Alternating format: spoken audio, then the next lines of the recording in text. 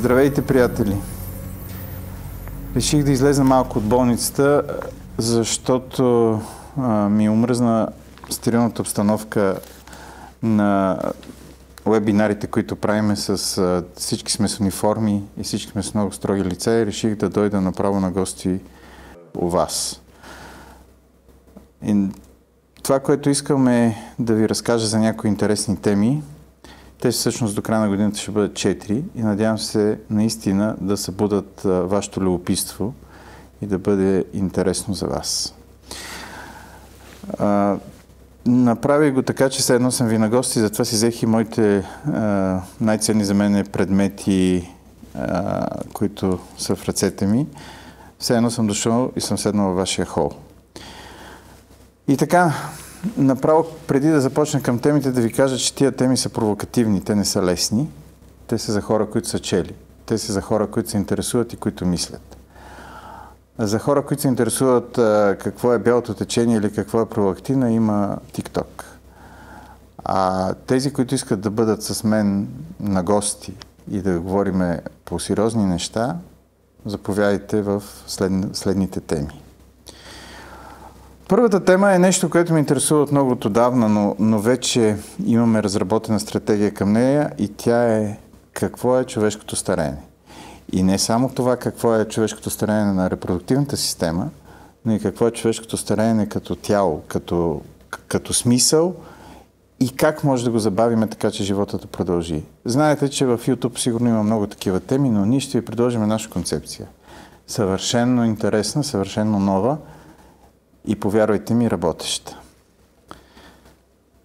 Минавам към втората тема. Втората тема е свързана до някъде с първата, но у нас в България никой не иска и не може да я работи.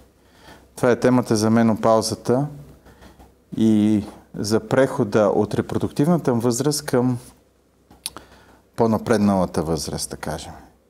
Отново да си попитаме, какъв е смисъл на менопаузата? Тази менопауза добро или лошо е? Хормоните отровни ли са и това мръсна дума ли е? И изобщо къде е тяхното място в лечението на менопаузата? Неща, които предполагам ще заинтригуват много от вас в този подкаст, който ще направим. Да минем към третата тема. Разбира се, не мога да пропусна моята любима тема. Това е спонтанните аборти и неуспешните имплантации при бременностите. Защо се случват и как се случват? И сигурно сте гледали на Надежда ТВ уебинара за това, който беше преди години и в който много детайлно изучихме това. Но нека да ви кажа, ние открихме доста нови неща. Не само това, ми придвижихме проблема доста напред. Появиха се нови провокации, появиха се нови предизвикателства, предизвикаха истински фурор в лечението на тези толкова сложни явления.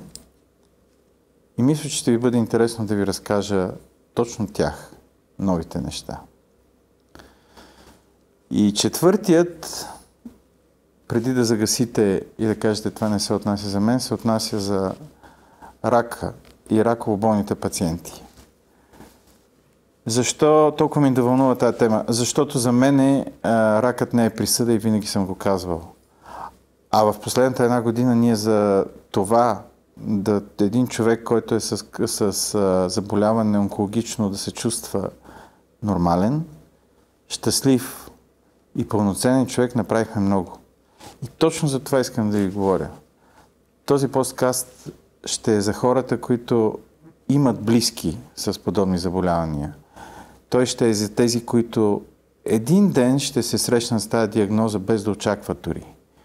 Той е за това как живота да продължи, как да можеш да имаш деца и най-вече как да бъдеш пълноценен и щастлив човек, макар и носейки тази диагноза. Уверявам ви, че ще бъде много интересно. Темите съм си ги подбрал така, че не само да бъде интересно за вас, но да бъде интересно и за мен. И вярвам, че ще извлечеме взаимна полза и от това общуване. Ще измислим и начин, по който да задавате и въпросите, които ще възникнат от тези подкасти. Сигурен съм, че ще ги има. И може би ще измислиме тези въпроси да може да ги задавате на живо или да направим отделен подкаст, в който да бъдат съобщени. Благодаря ви и очаквайте първия епизод.